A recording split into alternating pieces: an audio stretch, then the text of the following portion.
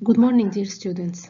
Today, inshallah, we are going to study together our terminating part of this course, which is opioids, analgesics, and antagonists. In this part, we are going to accept new concepts in medicinal chemistry.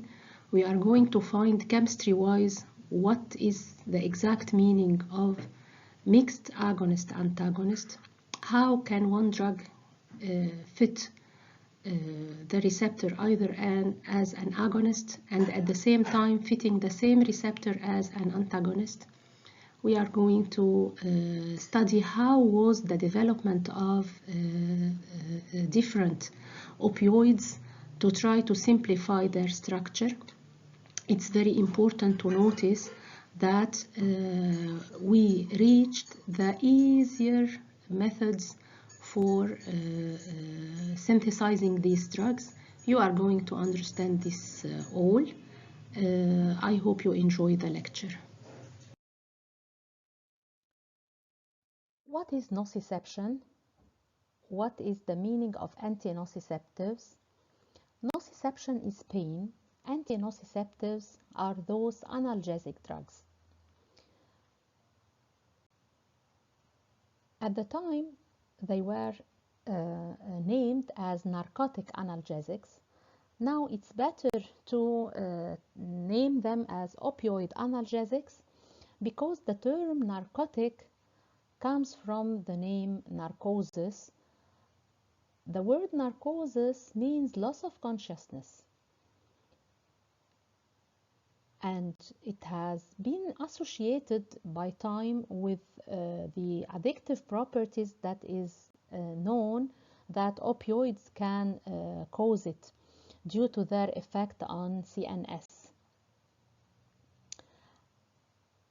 Opioid analgesics now as a term is better used than narcotic analgesic that is combined with some meanings of addictive properties. And the main aim of medicinal chemists is how to design or to produce or to develop an opioid that is producing analgesia without causing narcosis or addictive effect. Now, I want you to go with me through the different slides and the different concepts we are going to discuss to understand that not all opioids are addicting. The matter is depending on some selectivity on different types of sub-opioid receptors. We are going to trace the different pharmacophoric groups that are essential to fit on mu receptor. We are going to understand the endogenous substance that سبحان رب العالمين خلقوا في أجسامنا.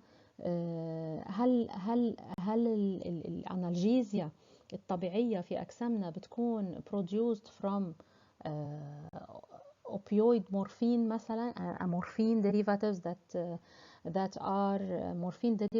are produced in our bodies, ولا these are different types of peptides having an analgesic effect and they are produced in minute amount in the CNS to produce this type of analgesia.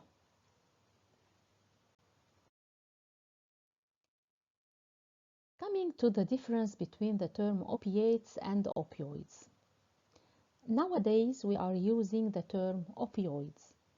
At the time they were using opiate because opiate was reserved for all derivatives, for all morphine-like natural or synthetic drugs that are having a very close structural similarity to morphine. After they have discovered the brain peptides اللي قلت لكم إنه they are present endogenously in our bodies, from their name brain peptides, these are protein structures يعني a sequence of amino acids that is minimally of 5 amino acids in a certain sequence able to fit the opioid receptor that alleviate pain, that its intrinsic activity is to alleviate pain. After finding or discovering this brain peptide, the concept of using opiate as a term for structures having very close similarity to morphine has been obsolete, because we are comparing between a peptide structure and morphine, which is of course totally different. Morphine, you are going to see it with me, is a rigid pentacyclic fused ring system, while peptide is a flexible molecule having amino acid sequence in its core. In order to use the term opioid, we have to understand what are the different corners of this name. Opioid now is a drug or a substance that might be either synthetically or naturally occurring. It has nothing to do with the structure of morphine, rather with the morphine-like pharmacological effect. And in order to use the term opioid, we have to be sure that this derivative is producing morphine-like effect, okay, but at the same time it should be fully blocked by an antagonist as naloxone. If the structure is producing morphine-like pharmacological effects but not fully antagonized by naloxone, I cannot consider it an opioid.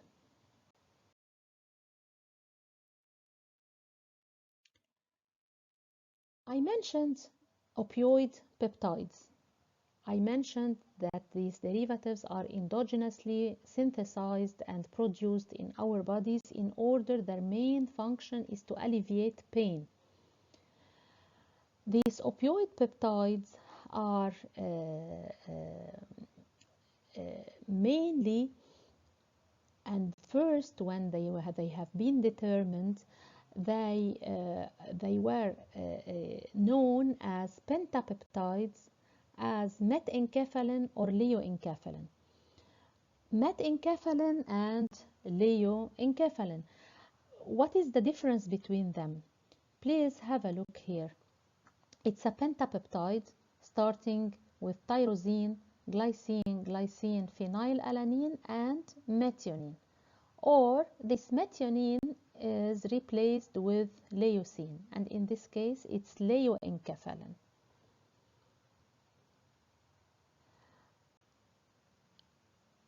Due to the development, the evolution in science, they have discovered many other endogenous opioid peptides that is having a higher molecular weight, as the beta endorphins, dynorphins, or endomorphins. They are collectively known as endorphins. They are collectively known as endorphins. These endorphins were recognized as sequences of amino acids starting from 5 amino acids in length to 33 amino acids. These derivatives of opioid peptides are synthesized all from proteins by the activity of a specific protease.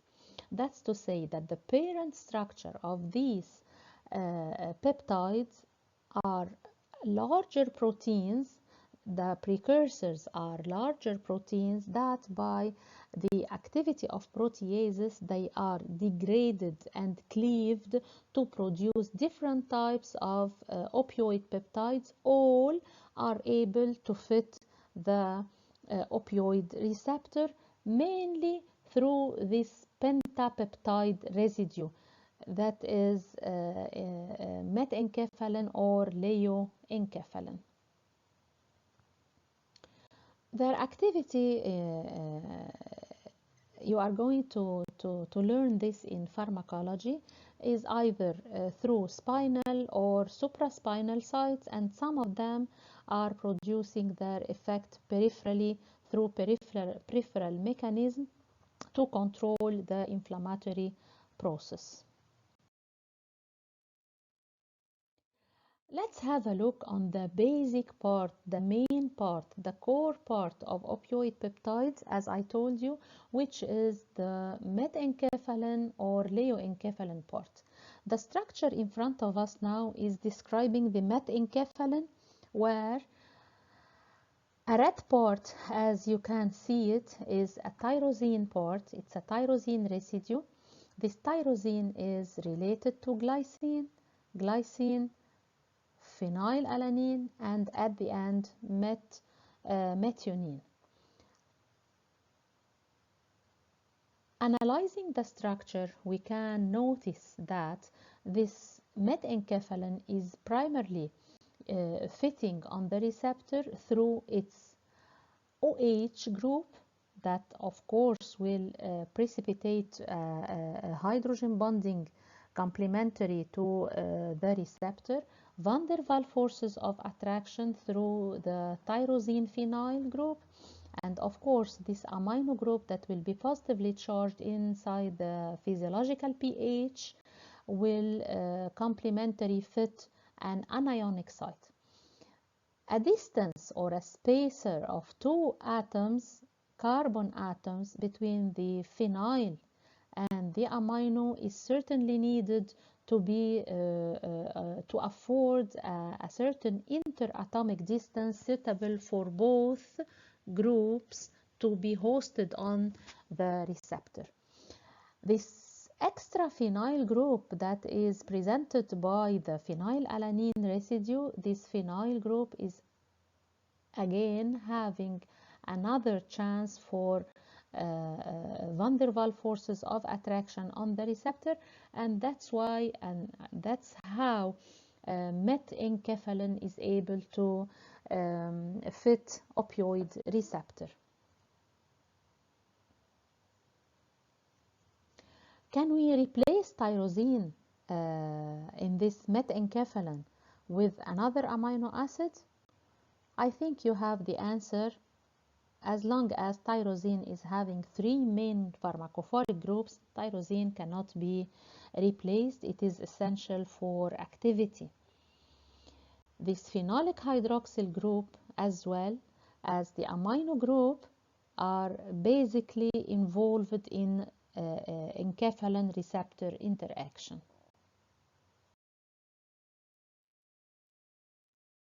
Now we understand that metenkephalin is the endogenous substance in our body. What is its chemical relation to morphine? The structure at the bottom of the slide is metenkephalin, and that at the top is morphine.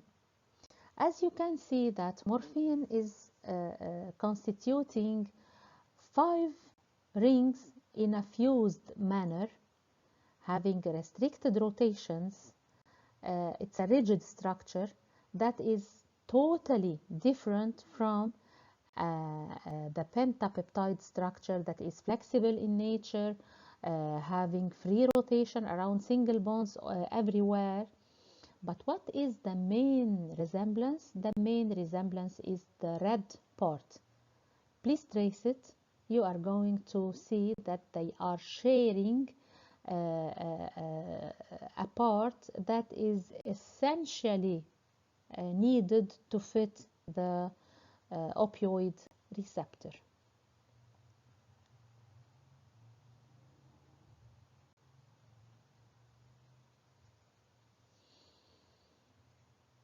The supplementary interaction forces that the additional phenyl group of phenylalanine, the amino acid number 4, is very important for the actual fitting of methencaphalin, which is the endogenous substance. لذلك we are going, if you have the curiosity to know the effective dose or the effective concentration of methencaphalin in our bodies related to the effective concentration of morphine, you are going to find that methencaphalin needs very minute concentrations and amounts when compared to morphine. This is because of its high fitting power, fitting affinity to the receptor. وده سبحان رب العالمين، ده شغل رب العالمين يعني. This is the endogenous nature.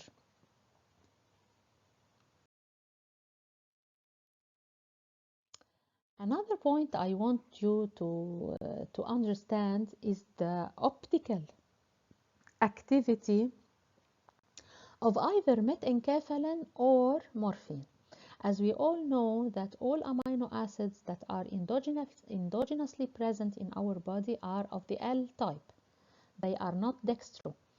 If you ever think that we can replace the L amino acids with D amino acids in methencaphalin, sure, they won't be able to fit the receptor. This is number one. Number two, if larger precursor protein were of the D amino acid type, even peptidases would fail to cleave them into the needed parts that are fitting the receptor. A new concept we are going to explore in this part of the course, which is the partial agonist concept, or the mixed agonist-antagonist concept. What is that? We all know that as long as the drug is able to fit on the receptor according to its intrinsic activity, we are going to call it either agonist or antagonist. Very good. In this class, we are going to encounter a new terminology, which is partial agonist. What does this mean? This means that the structure is going to fit the receptor, okay, and according to its spatial orientation in space, it's the configuration that the structure will occupy. It can either play the role as an agonist or as an antagonist at the same receptor. We are going to understand this when we are going to discuss and analyze the structure of nalorphine.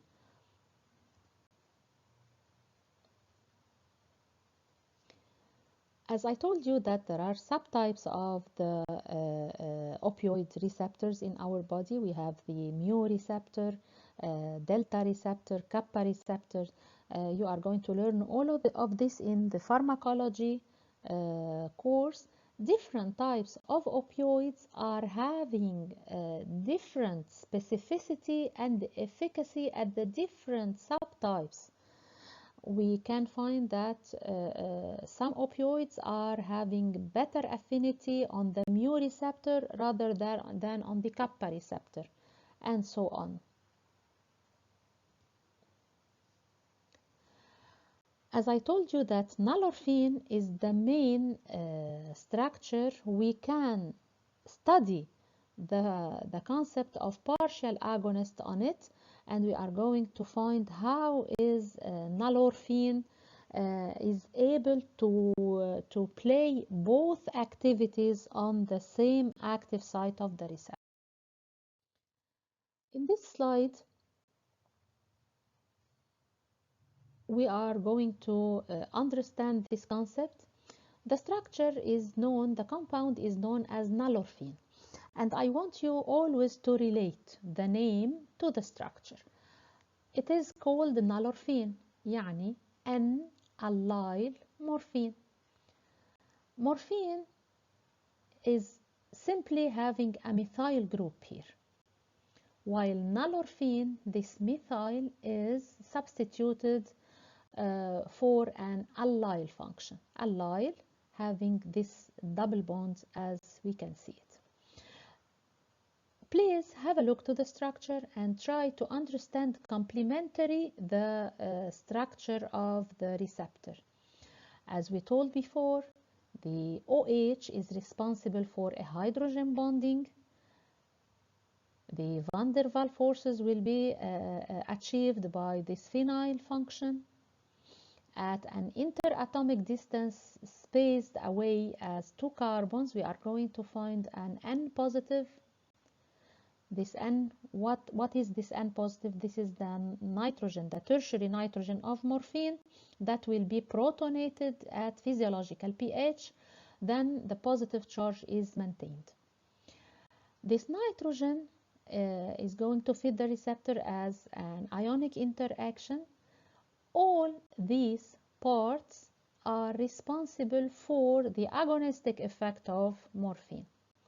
How is antagonistic effect can be produced in case of N-allyl morphine?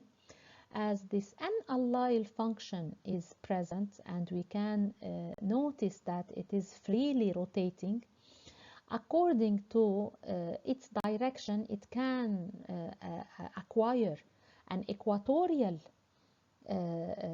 position or an axial position. يعني if it will be equatorially directed, it will occupy the site number 5 having this yellow color.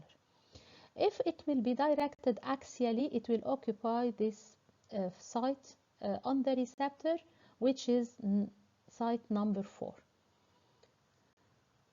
The equatorial direction of N-allyl is having stronger interaction on the receptor from or when compared to its axial direction, when it will be weakly interacting with the receptor compared to its equatorial way to fit on the receptor. This yellow part simply is a part on the receptor responsible for the antagonistic effect of the receptor. So this N-allyl morphine, nalorphine, if its allyl group will be directed equatorially, it will tackle, it will reach, it will interact with a strong interaction with a group responsible for the antagonistic effect of nalorphine. And if it will be directed axially, it will tackle an agonistic site on the active site of opioid receptor, but this interaction is weaker in relation to the equatorial interaction. Here we can understand how is nalorphine able to produce both agonistic and antagonistic effect at the same receptor site, at the same receptor subtype of opioid receptor. So nalorphine is not a fully antagonist, it's not a full antagonist. We can name it as partial agonist antagonist or mixed agonist antagonist because it is able to reach either two different sites on the receptor. One is responsible for the antagonistic effect and the other is responsible for the agonistic effect.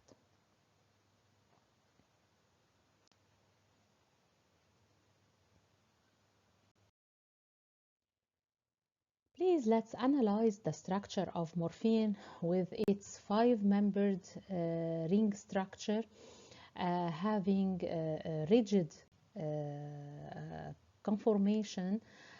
We have first to understand that the optical activity of morphine should be the LEVO form in order to fit the opioid receptor as the endogenous enkephalins do. To analyze the structure of morphine, we have to settle how can we number the structures. How can we number the different structures starting from the first carbon on the phenyl ring?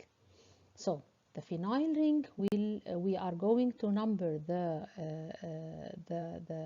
chemical structure from number 1 that is allocated on the phenyl group 1, 2, 3, 4, and please have a look that on position 3 of the phenyl ring we have a phenolic function allocated on position 3. At position 4 we can find an oxygen bridge relating this ring to that one, keeping into consideration that this is an aromatic ring while this ring is a cyclohexyl ring having unsaturation between carbon 7 and 8. And again, on its position 6, analogously to position 3, we have an alcoholic OH this time. Then, after reaching carbon 8, we are switching to the fourth ring, to number the carbons as 9, 10, and 11. Then coming to the furano structure to complete the number 12, 13, and here 14. Up till now we have seen 4 rings. Where is the fifth one? The fifth one is starting from the carbon 13, as we can see, and comprising the nitrogen through this bridge. So we have here the fifth ring, which is a piperidine ring.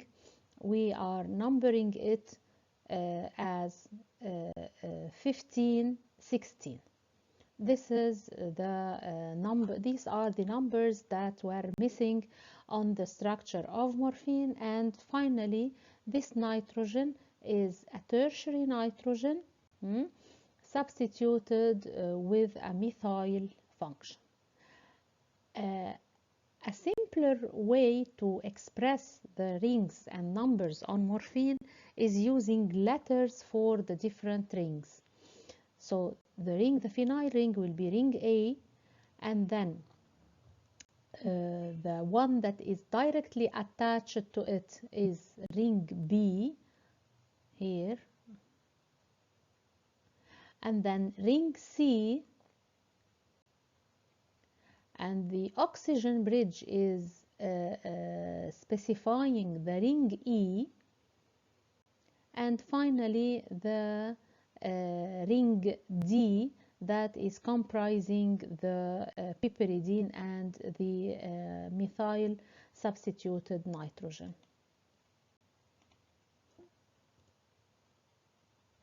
This is the structure of morphine, having the sophisticated assembly, having more than one chiral center, having 5 rings in a spatial configuration that is fitting or permitting the structure of morphine to fit on the opioid receptor. Morphine is the prototype of all opioids. It is a selective structure for the mu opioid receptor. And if you are going to try to count the asymmetric carbons, you are going to find them 5, creating 5 chiral centers. And the global stereochemistry of morphine is the negative or the levo form that is able to fit the opioid receptor, while the positive morphine, the plus morphine, the dextro form, is totally devoid of analgesic effect because it is not able to fit on opioid receptor.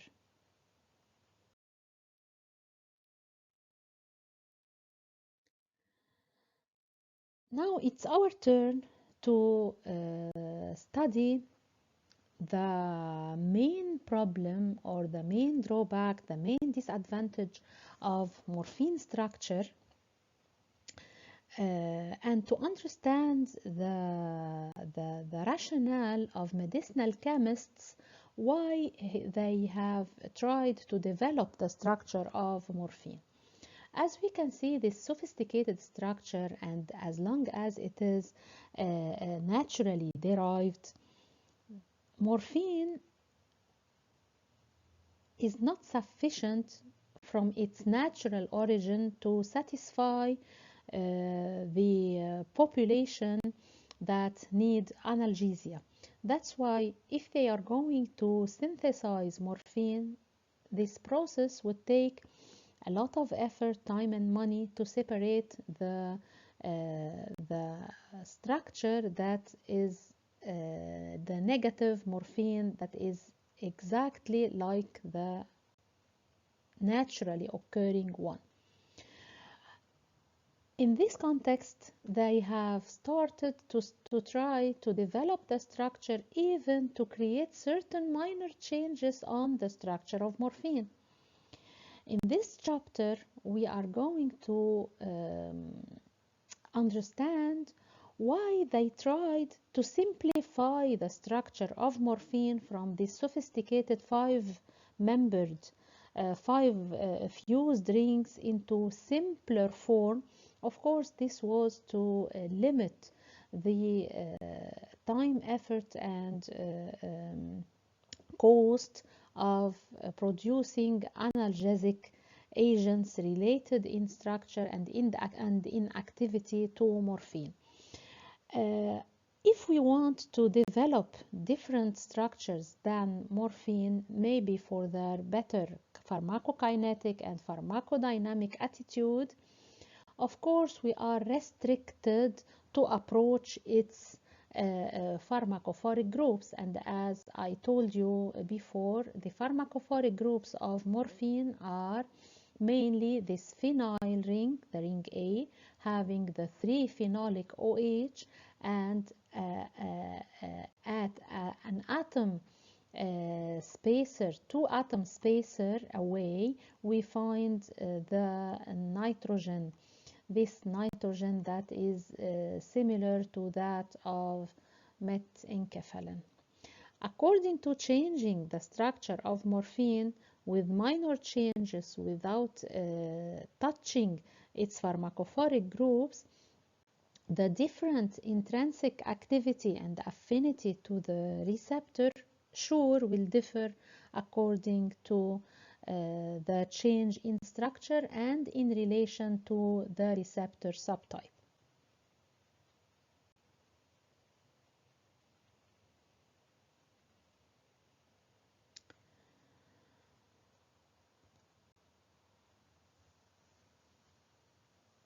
Please, I want you to remember and to try to draw the structure of morphine with its 5-membered ring structure, to be able to draw the 5th one at this conformation that is not totally chair and not totally boat conformation for the piperidine ring. And please remember that we have a double bond between 7 and 8, and do not forget the presence of 2 OHs, that one is on position number 3 being phenolic in nature, and one on position number 6 which is alcoholic in nature.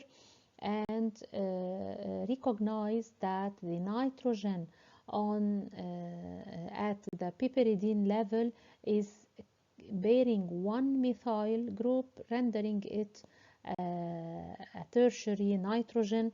And of course, if we want to compare between morphine and N-desmethyl morphine, of course, in your expectations, which of which is penetrating blood-brain barrier?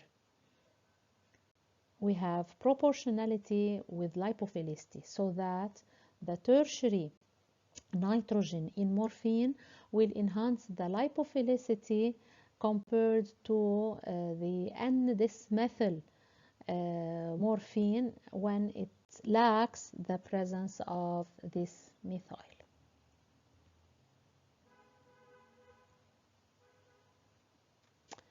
We can recognize here that we have two bridges between the phenyl group and the nitrogen. If we count the bridge carbons from this side, we are going to find 2 carbons, and if we count it from this side, we are going to find 3 carbons, which is optimally fitting the receptor, or making morphine optimally fitting the receptor site.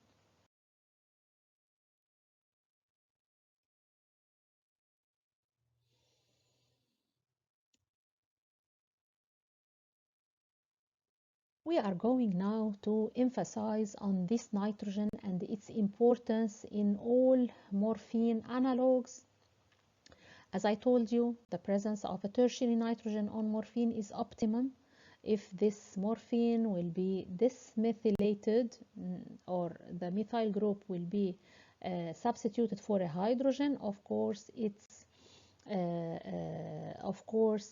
activity will be lower, and its even penetration to blood-brain barrier will be limited. If we are going to add hydrophilic groups or rendering this nitrogen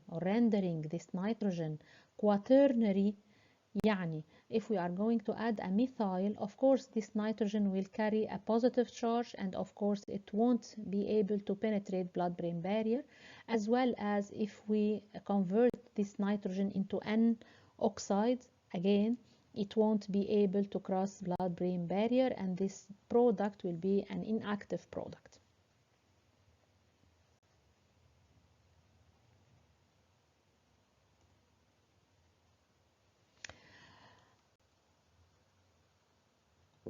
Up till now we discussed 2 derivatives, morphine and nalorphine. In morphine we found that it has a methyl. In nalorphine we discussed that it has an N-allyl. Would this differ with the activity of morphine analog? Of course, yes. The size of the substituent on the nitrogen dictates the compound efficacy, potency, and even intrinsic properties. We all noticed that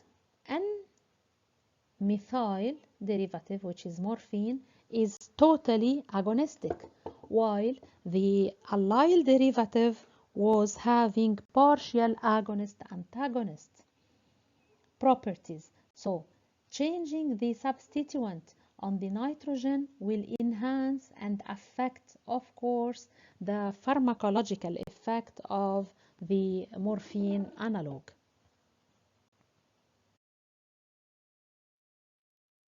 If we are intending to increase the substitution size on the methyl to be or to have larger number of carbons, but still at a limited state, so that to obtain derivatives having extra 3 to 5 carbons, or where these 3 to 5 carbons are arranged in small carbocyclic ring, or having unsaturation as in case of nalorphine, this produces the antagonistic effect of the derivatives, because as we discussed before, these groups are able to interact with the antagonistic side on the active pocket of the receptor. Increasing the number of carbons more than 5 carbons to have an N-phenyl ethyl substitution, we are going to find that this derivative is possessing not less than 10 times the activity of morphine. In this case, the N-phenylethyl derivative of morphine will having superior mu agonistic effect compared to morphine itself. At the top of the slide, we can recognize nalorphine having its allyl function that is able to interact with the antagonistic side. At the bottom of the slide, we can notice naloxone that is still having the allyl function on the nitrogen, but the difference between naloxone and nalorphine is intrinsically the presence of a 14 OH group allocated as a beta OH at the 14th position of morphine. Please, I want you to retain the name null from N allyl, okay? But it's not nalorphine, no, it is naloxone. Why it is naloxone? Ox is for this hydroxy, okay? On is for this double bond O at position 6. So there are other differences between naloxone and nalorphine, not only the presence of the OH, no, but there is a carbonyl present on the position number 6, and there is a reduction of the double bond at position 7, 8. The important issue here, we are going to discuss this in details, but the important issue here is the presence of this OH that is beta directed at position number 14. The presence of this OH is believed to restrict the direction of this allyl function to be mainly equatorially. As if you have an angular group here producing a steric hindrance for the N-allyl derivative to reach its axial orientation, so that the group, the allyl group, will be restrictly present in its equatorial interaction, and this maintains a full antagonistic properties for naloxone. But in case of nalorphine, due to the absence of this OH, this N-allyl function was having free rotations, permitting it either to occupy the equatorial or the axial conformations, but this is restricted in naloxone due to the presence of this OH.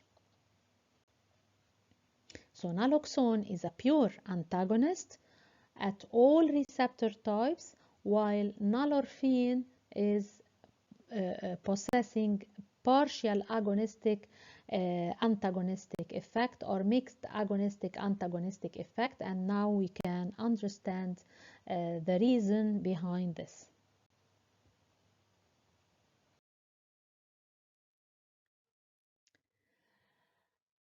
In the 2 or 3 last slides, we discussed the effect of substitution on the nitrogen.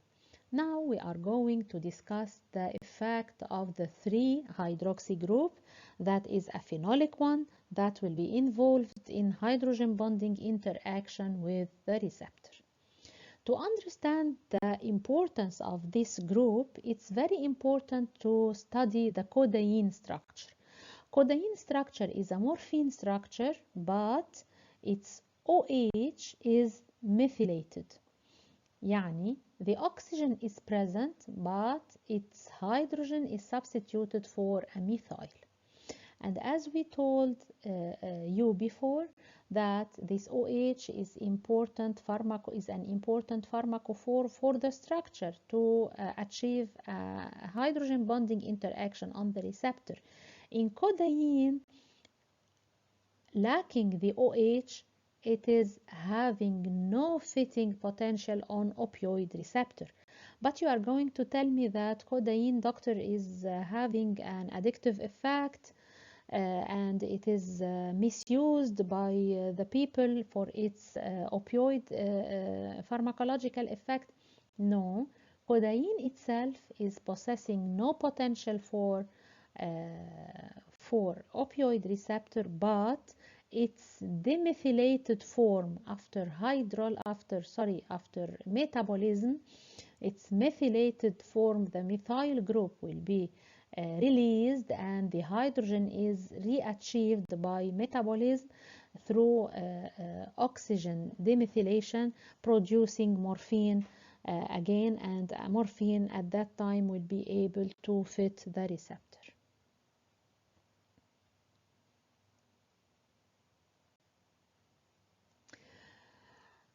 So again, please, for those structures that are closely related to morphine, having this rigid structure, having this rigid conformation, the presence of the 3-OH is very important to have a pharmacological effect at the level of opioid receptor.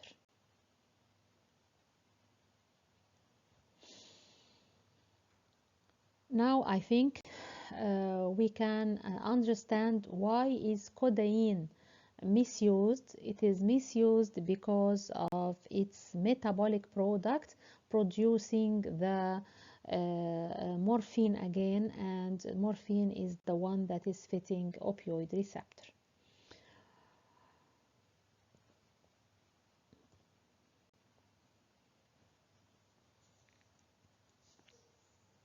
Morphine is the product, or is the structure that is having the optimum activity when we compare it, for instance, to a 3-acetyloxy derivative, or 3-ethyl derivative, or even 3-methyl derivative. They are all having lower analgesic effect compared to morphine. Now it is the turn to emphasize on the 6-hydroxy group. Does it have the same importance as the 3-position hydroxyl function? To understand or to be able to answer this question, please allocate the 3 polar groups on morphine. Morphine is a structure that is generally lipophilic, but it has 3 polar groups: the OH3, the OH6, and the amino group. Okay? The alcoholic OH, which is position number 6 OH, is not required as a pharmacophoric group for the analgesic effect. That's why if we are going to mask it, how to mask it يعني? To mask it يعني to alkylate it or acylate it. As long as this group is not pharmacophoric for interaction with the receptor, its alkylation or acylation would add significant value to its lipophilic property. And having enhanced lipophilic properties, this means an enhanced brain penetration. It's able to penetrate blood-brain barrier easily. That's why the position number 6 OH, it is hydrophilic. It represents a burden on the structure from the point of view lipophilicity. So we can find derivatives having no 6-OH at all, having the OH as an O-methyl or an O-acetyl. These derivatives are definitely having superior penetration to blood-brain barrier than the 6-hydroxy morphine structure. In this context, we can understand why is heroin used as a drug producing a euphoric rush. What is the euphoric rush? Heroin in no time is able to penetrate blood-brain barrier because heroin is diacetyl morphine. Please analyze it a little bit. Here, the oxygen at position number 3 is carrying an acetyl function, CH3CO, and that at 6th position is also acetylated. So, a diacetyl morphine analog is typically having higher penetration to blood-brain barrier so that in seconds it reaches the brain, and there it won't be able to fit unless this acetyl is released, and this acetyl is released by hydrolysis to produce the 6-acetyl morphine that is by itself having higher activity than morphine itself.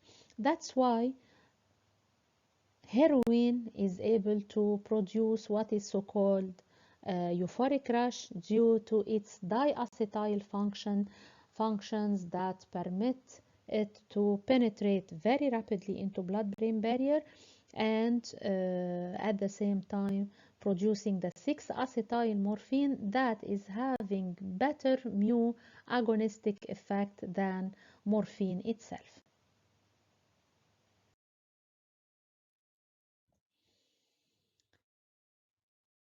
I think you are now able to interpret and predict even whether a 6-oxygen function on ring C is important or not.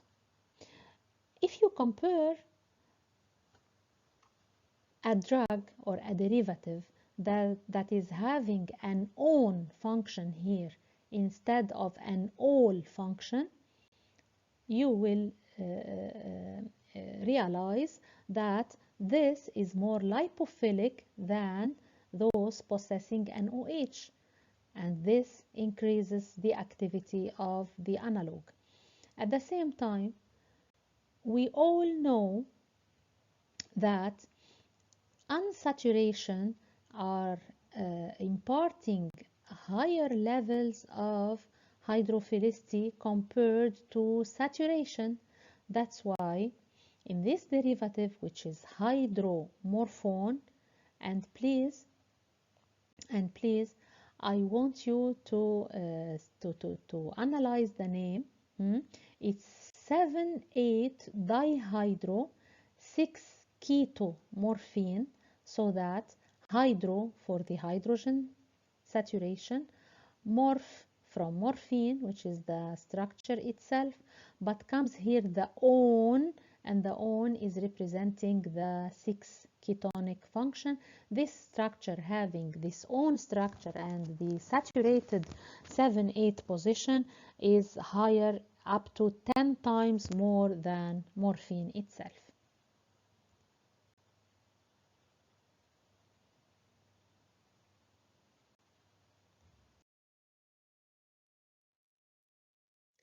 Analyzing the position number 14 and the importance of the presence of an OH function at this position.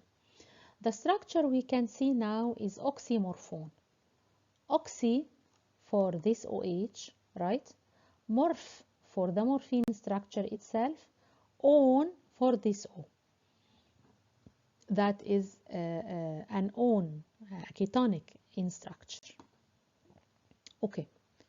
I want you to recognize and to keep in mind that introducing an OH beta-directed enhances the activity of the morphine analog, whether it is agonistic or antagonistic. يعني once I'm recognizing the presence of an OH at 14th position, دغري we have to have a look on the nitrogen substitution.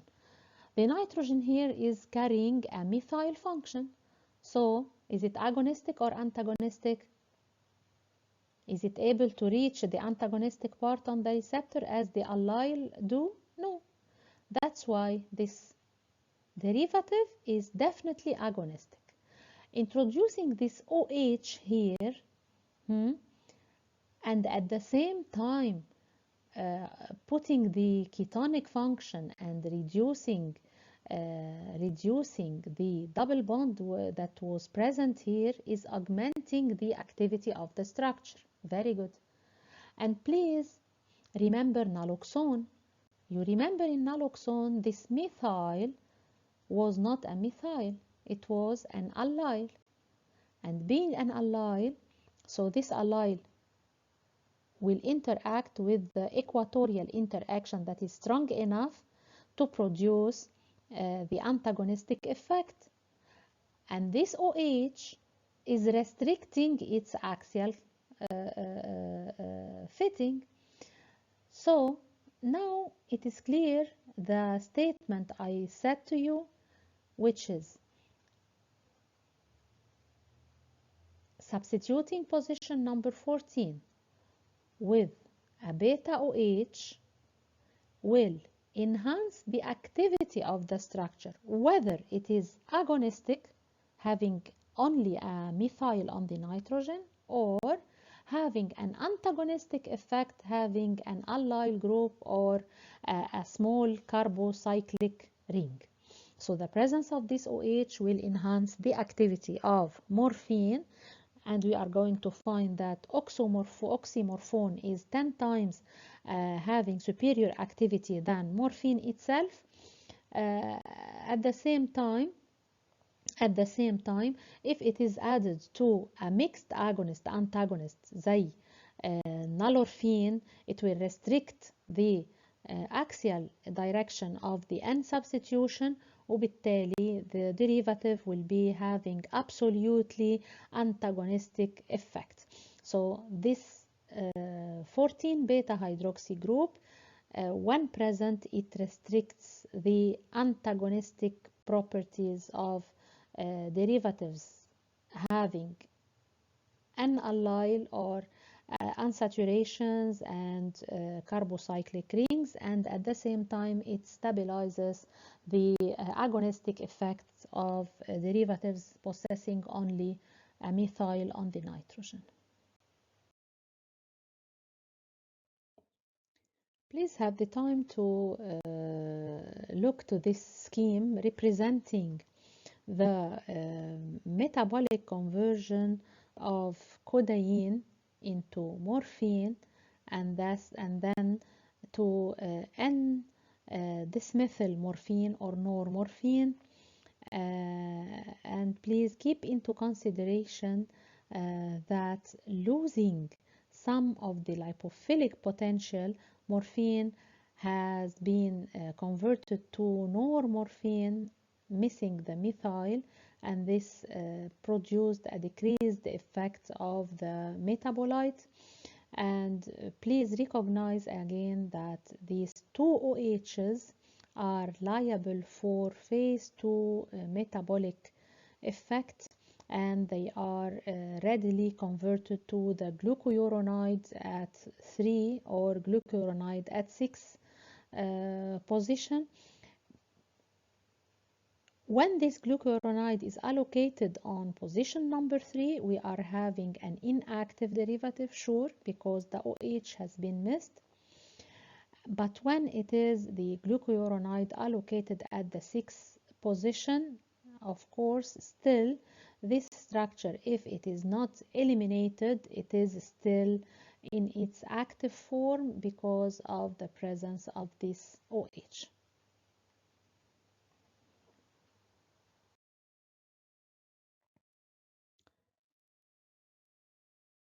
In this chapter, it's very, very, very important to think that in order to develop the structure of morphine analogues, we have to put into consideration their synthetic procedure, their separation procedure, the number of chiral carbons, as we discussed this before, the number of chiral carbons and the purification of the different chiral forms so that to obtain the active levomorphine, which is certainly a very sophisticated process in synthesis and of course very costly. That's why they started to think why not to simplify the structure of morphine, to run certain dissection so that to get rid of the unnecessary rings that are complicating the structure and imparting extra chiral centers to the structure. In your opinion, can we touch ring A? Do you think we can remove ring A? Of course not. Ring A is one of the rings that should be always present so that to maintain the pharmacophoric groups of the morphine analogues and to be able to fit the receptor. That's why we can never touch ring A because it's essential for activity. The first ring they start to try to remove was ring D. Ring D, when they removed it, the ring D here, I mean the piperidine ring. The piperidine ring is also having the nitrogen, the cationic site that will anchor on the anionic site on the receptor. So ring D again is not permitted to be removed or changed. The first ring they decided to remove, and they found that they have active compounds although being missed, is ring E, which is the epoxide bridge between carbon 3 and carbon 4. They realized that this ring and the oxygen bridge is not essential for activity, and when they removed ring E, they obtained a chemical class closely related to morphine analogues, which is morphinan, and even the name is closely related to morphine because only it misses one atom, which is the oxygen.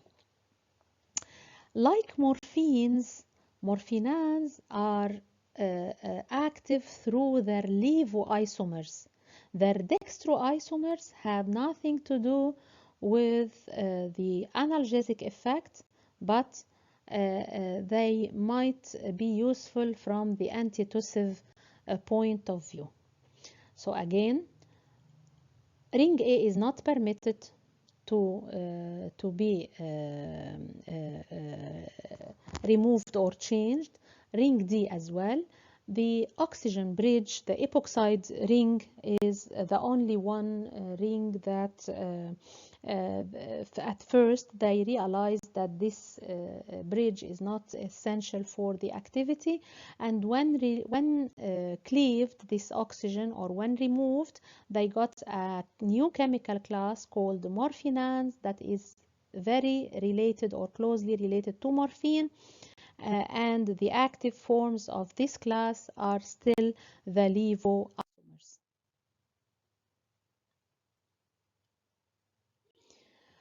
Levorphanol is the prototype of this class. Please have a look. We are going to find that the oxygen bridge is missing, but the rest of structure is the same, just missing the O at position number 6. There is no O at all, neither a ketonic form or an alcoholic form, and there is no unsaturation at the level of 7-8. This is levorphanol. To predict whether the structure will be agonistic or antagonistic, we have to keep an eye on the nitrogen substituent. If it is a methyl, so it is an agonist. If it is an allyl or small carbocyclic, I start to think for antagonistic effects, and degree, we have to look at position 14. If nothing is present at position 14 and we have an allyl, I'm revising with you, I'm revising with you.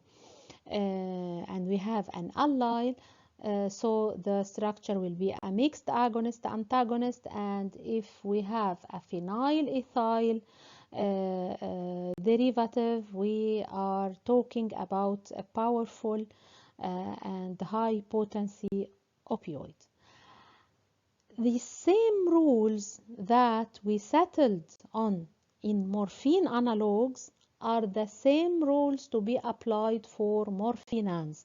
So if levorphanol is the prototype of this class, changing its methyl derivative for an allyl function will produce a mixed agonist antagonist.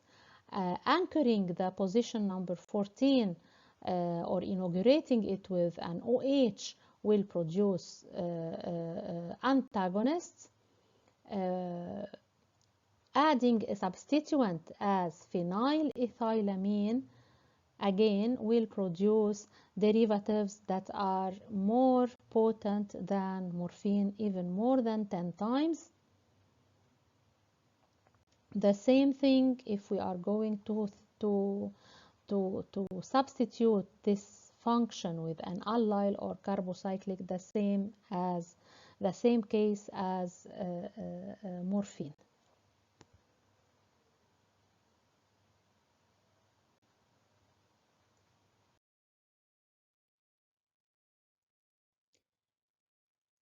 Afterwards, they started to think, why not to remove two rings, not only one ring?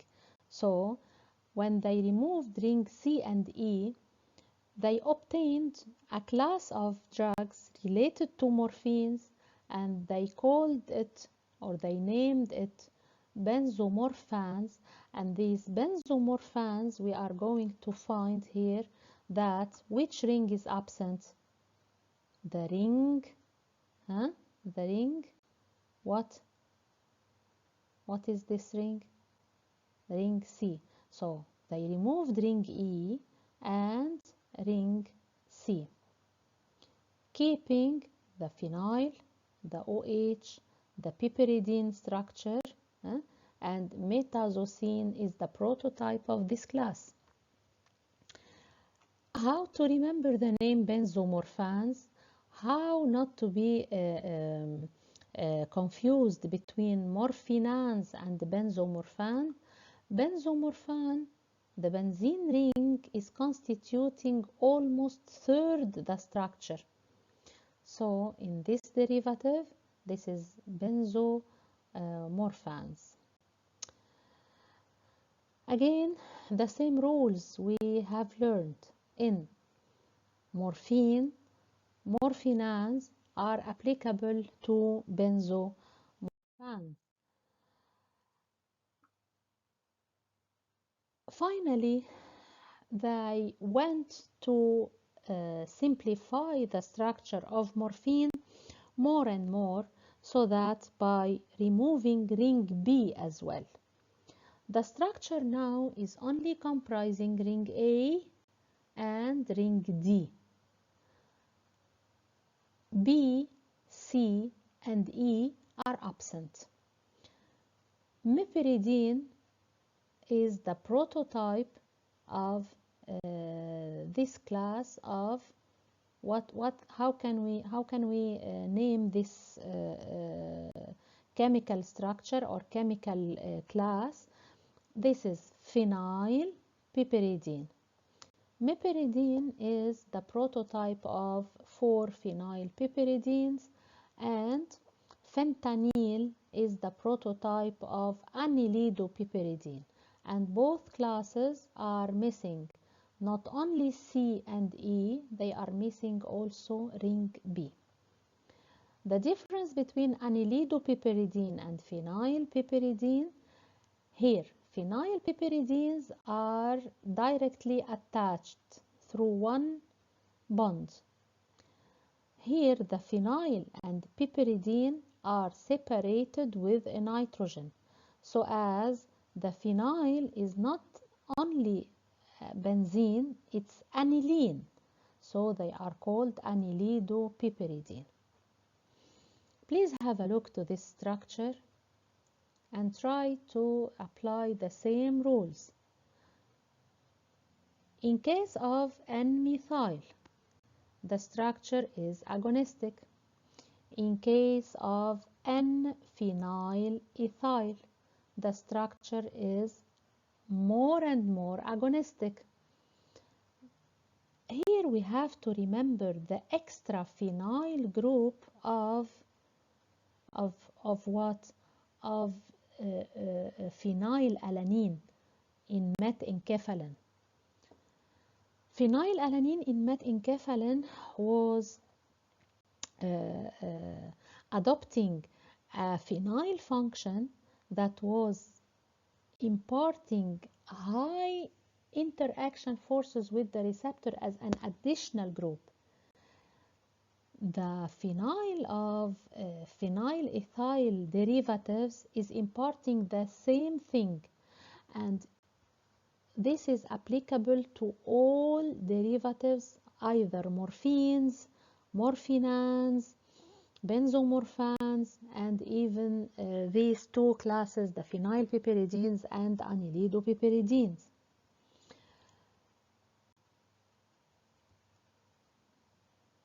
I want you please to have a look on the para position of the phenyl group.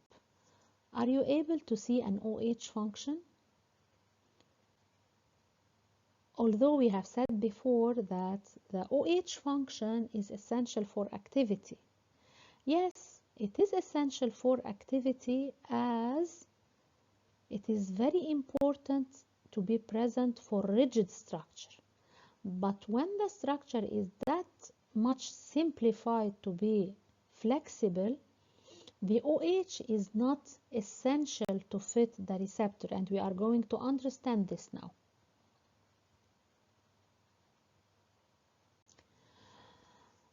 This meperidine is the prototype, as we said now, of phenylpiperidines.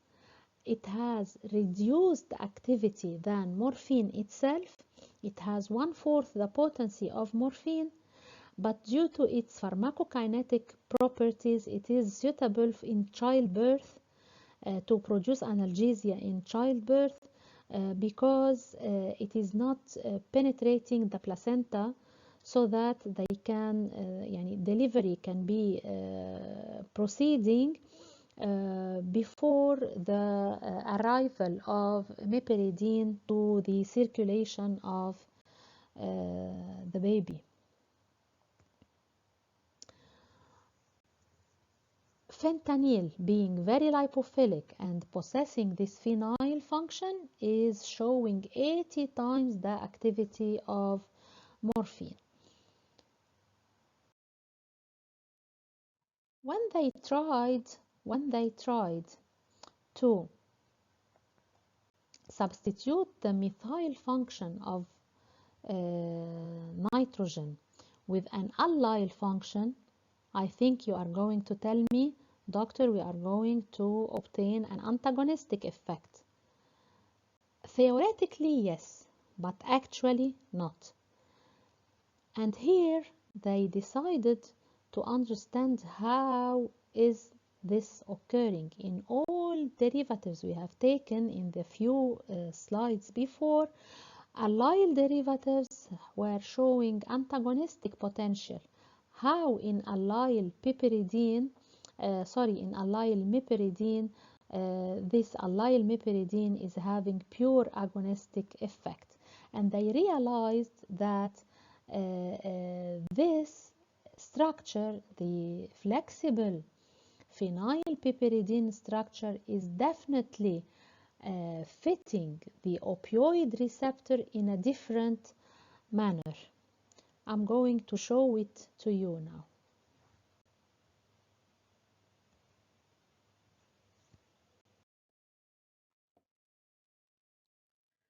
Please follow the laser pointer now to understand what is the difference between pethidine and morphine in fitting the opioid receptor, and why is the OH in pethidine absent in pethidine, why it is not influencing the structure to activity relationship, it is not um,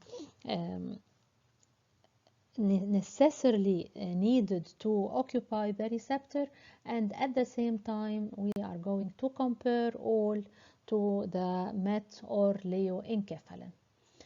Let's start with morphine, the middle structure. Please realize here that morphine is inverted in structure. This is the negative morphine. Here is the hydrophobic pocket, the lipophilic pocket that is hosting the phenyl ring of morphine, okay, and the OH at position number 3 is involved in a hydrogen bonding inside the hydrophobic pocket. At the other side, here the extra pocket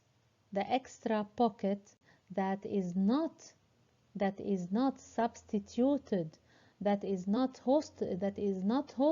able to host anything from morphine because of its size, is totally free from any drug. Referring to leoenkephalin and metenkephalin, again, here is the hydrophobic pocket. The hydrophobic pocket is hosting the phenyl of leo or metenkephalin, of the tyrosine part, and the OH is involved in a hydrogen bonding from a side. The second phenyl group of phenylalanine is hosted by an extra lipophilic pocket, and it's a good chance for van der Waals forces of attraction. That's why in case of morphine, the methyl group being small in size, it is not reaching this pocket, while an ethyl phenyl derivatives are possessing better activity than morphine itself. In case of pethidine, due to its smaller size and the absence of the OH, this OH that is present in morphine, pethidine is occupying the extra binding site. It is not occupying the hydrophobic pocket where morphine or tyrosine are able to fit. That's why pethidine, by its different manner of fitting the opioid receptor, is showing only 1/4 the activity of morphine. And we can understand here that the presence of an OH is not necessary for pethidine to fit the receptor, as long as it fits the receptor from the other site.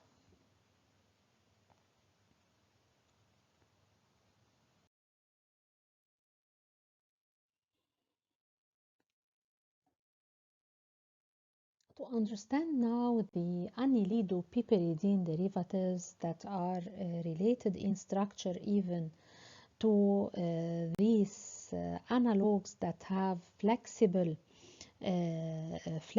structure and having the fentanyl as a prototype, developing the structure of fentanyl I think you all have heard about fentanyl. Fentanyl being or having a high level of analgesic effect. It is even used as patches.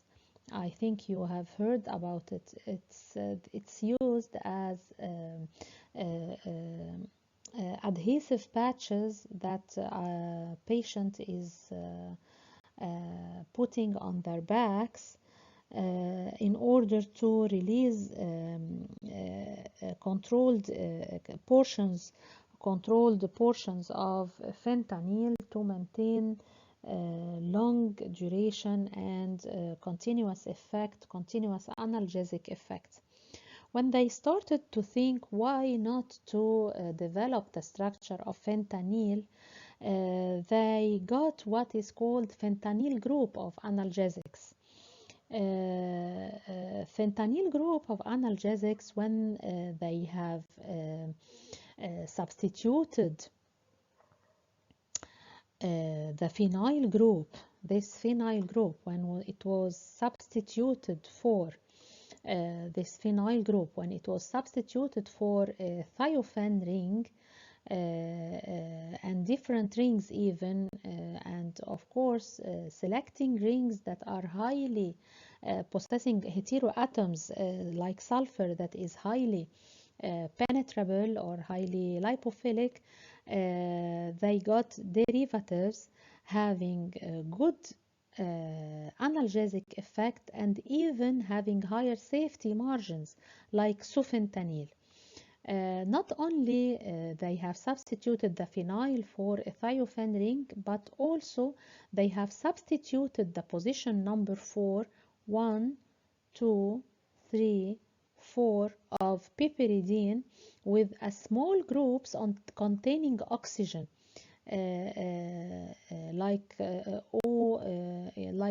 O-methyl functions and so on. They have got different derivatives like sufentanil showing higher potency and higher safety margins.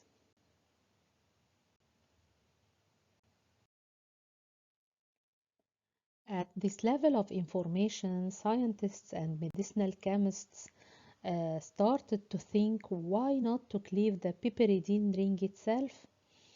In this case, they have obtained a new class of derivatives known as diphenylheptanone derivatives. If you are going to count the number of the carbons, you are going to find them 7 carbons possessing a 3 ketonic function. And as we all can see, it is not a rigid structure, it's a flexible structure.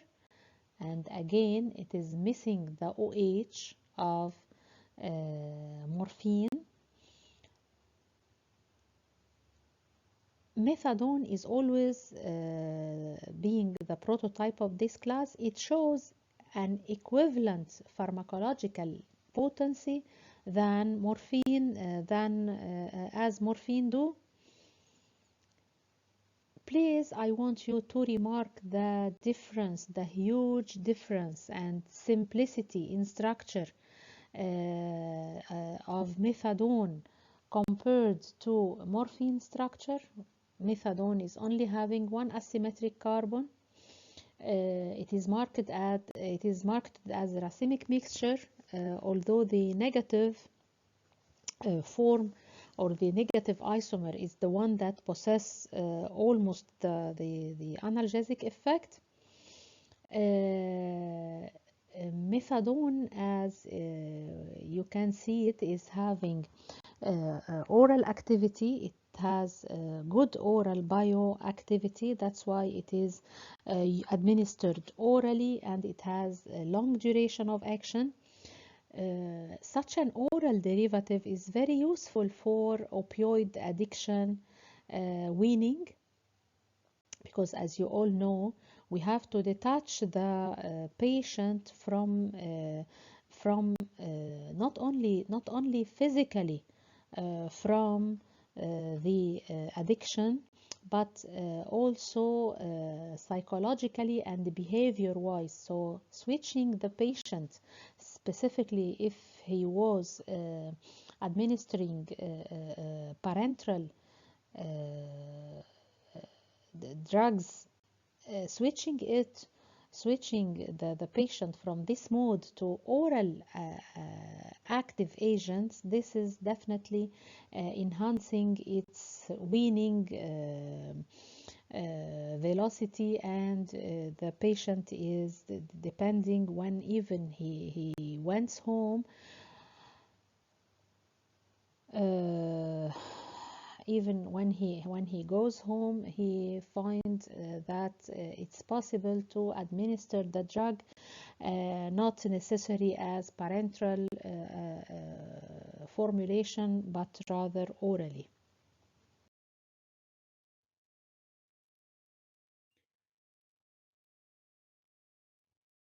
This is the structure of tramadol. Tramadol is related to derivatives having mu opioid efficacy. That's why tramadol is misused because of its opioid effect, but it is also possessing adrenergic and serotonergic effects. It is non-specific or non-selectively acting on opioid receptors, but it is also having other influences on the body through the adrenergic and serotonergic systems. That's why we cannot consider tramadol of the opioid class, because it is not fully antagonized. Its effects, its pharmacological effects, is not antagonized fully by naloxone.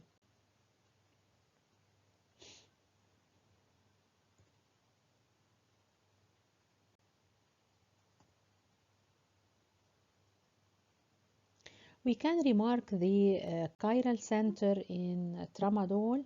Again, it is marketed as racemic mixture. When it is metabolized by cytochrome P450, it undergoes either O or N demethylation, producing this methyl tramadol, whether the O or the N. The O-this methyl tramadol, by its turn, it is having 200 times the mu affinity of tramadol. It is having the activity 200 times more. That's why it is heavily misused. That's why tramadol is being misused, not for its own activity, rather for the activity of its major metabolism, which is O-this methyl tramadol.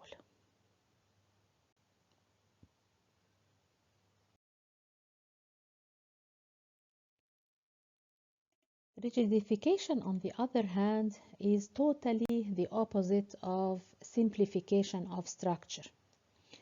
The aim of this rigidification is to limit the number of conformations so that the structure is able to selectively fit specifically and selectively one of the subtypes of the opioid receptors, as in case of atropine. In case of atropine, we are going to find that we have a bridge, a new bridge that has been added to ring C. This bridge has formed two extra rings, so that the structure is not five fused rings anymore. It is rather 7 fused rings system. This certainly limits the conformers and the configurations that the drug can occupy, and this is in favored for the selectivity, or to improve the selectivity at the level of certain receptors. This class of rigid structures are called oripavines. These oripavines are having this extra bridge that afforded the ring system I discussed with you now. They are always characterized by being very hydrophobic, very lipophilic, even when compared to morphine, morphinan, and benzomorphans. If we are going to trace etorphine's activity, we are going to find that it is able, due to its lipophilicity, to penetrate blood-brain barrier 300 times than morphine, and even its affinity on analgesic receptor, opioid receptor, is reaching 20 times as morphine. That's why such structures are known as knockout drugs. Knockout drugs, they are using them for immobilizing large animals such as elephants, giraffe, and so on, so that the activity of etorphine being that much enhanced, it is used to stabilize large elephants.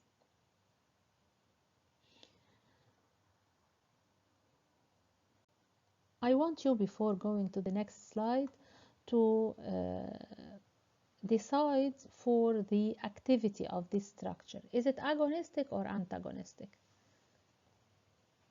The first place we have to trace is the substituent on the nitrogen. So this structure is definitely agonistic.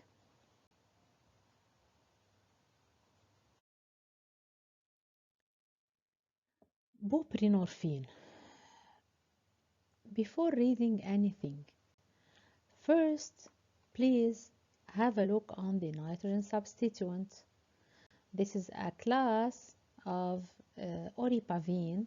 This is a drug of the class oripavine having an N-cyclopropyl methyl substituent.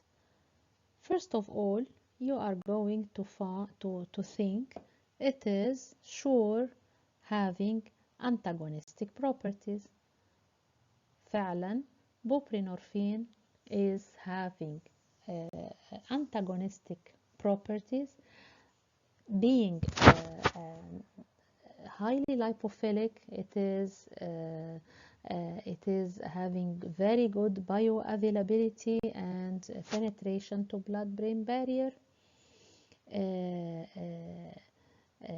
We are going to find that it is fully antagonistic at the delta receptors, while being partial agonist antagonist or mixed agonist antagonist at the level of mu and kappa opioid receptor.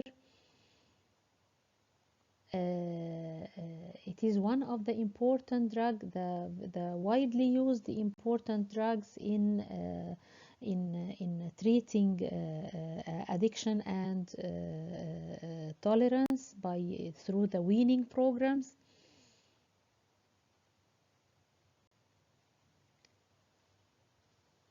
Again, it is useful in these programs and having less opportunity for being itself misused. Now it's the turn to understand what are mentioned when we use the term anti-diarrheal opioids. What are these anti-diarrheal opioids? We are going to find them as derivatives from 4-phenylpiperidine. They are meperidine analogs, and they are having strong inhibitory activity on peristaltic reflex. That's why they are used as anti-diarrheal or anti-diarrhea, and usually they are to limit their abuse potential. They are combined with anti-muscarinic agents. The first drug up is diphenokylate, and its hydrolyzed product diphenocine. As I told you, it is a 4-phenylpiperidine analog, and again, please, here there is a carboxylic group that is esterified with ethyl alcohol. This is in diphenokylate, while in diphenocine the ester group is hydrolyzed or is cleaved, and the carboxylate analog is present. Of course, diphenokylate is having better penetration lipophilicity than diphenocine, and once administered, it is metabolized by esterases to produce the diphenocine that is having higher potency than the ester form. It is hydrophilic, of course. The diphenocine, once produced, is hydrophilic. That's why it is not able to penetrate the blood-brain barrier. That's why it has low abuse potential, and usually it is used with atropine in a mixture of 100 to 1 in order to prevent its misuse or abuse due to the side effects and the drawbacks of atropine. In this context, the abuser won't prefer this formulation for abuse.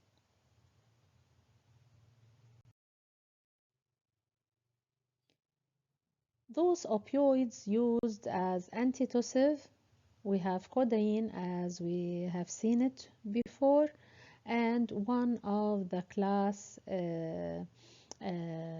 morphinan, that is the dextromethorphan, which is the positive isomer of levorphanol having a methyl group at the level of its 3-OH. So these two derivatives are used as antitussive agents, either codeine and dextromethorphan. From the point of addictive effect, sure that dextromethorphan is more safe.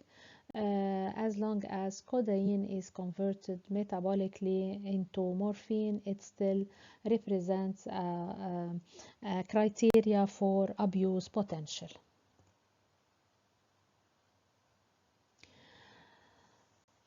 Both are not possibly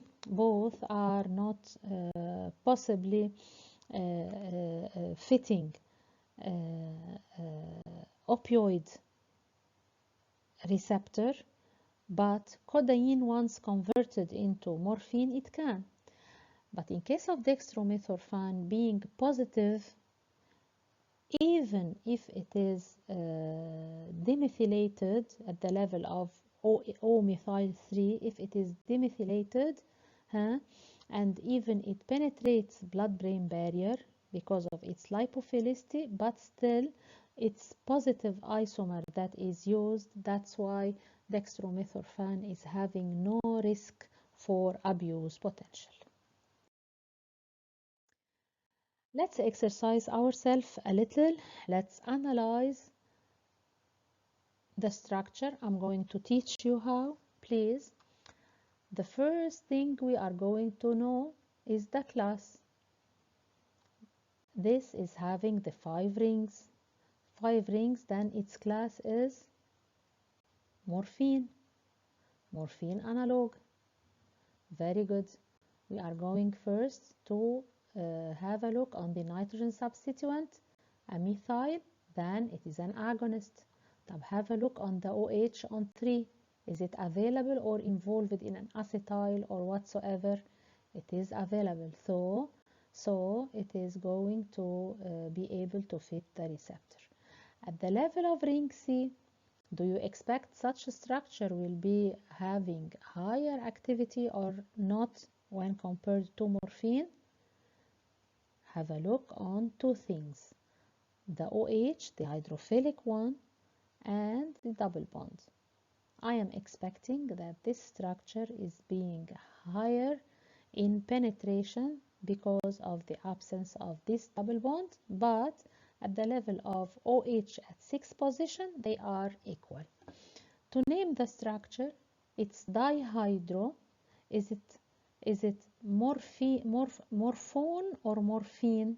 It's dihydromorphine. And morphone, when I'm saying morphone, when this is double bond O. This way is the optimum one to exercise ourselves and to analyze the structures. Have a look here. Specify the class, decide whether it is agonistic or antagonistic. Start looking at position 14 because of the presence of the antagonistic group. So you have to decide whether it is fully antagonist or partial agonist antagonist. I'm training you how to think, settle on the class, decide whether the OH is present or not. Here, please, again, the same job you are going to do.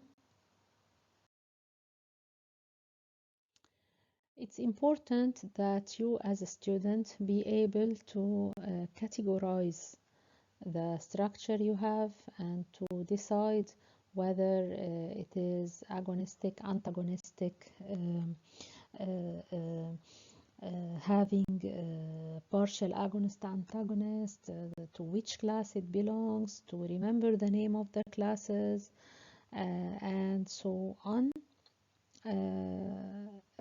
I'm trying to exercise with you, or to try to apply what we have taken as concept inside the core of the lecture to such derivatives, and to be able to decide for their pharmacological effect.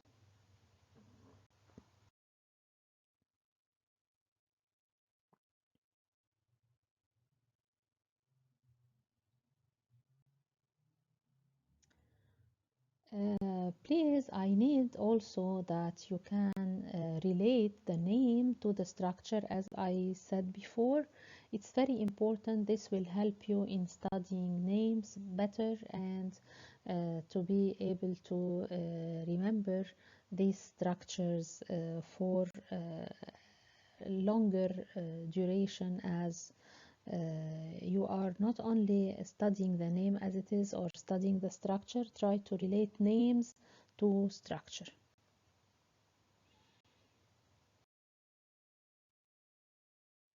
At the end, I'm giving you a small list of different types of um, opioid derivatives, specifying whether they have the groups or they are missing them, or which type of N substituent do they have, and it's on you to decide for the category and class. I wish you all good luck, and inshallah next lecture we are going to have questions and answer lecture. Please be ready. I'm ready to answer all your questions, and I wish you all good luck.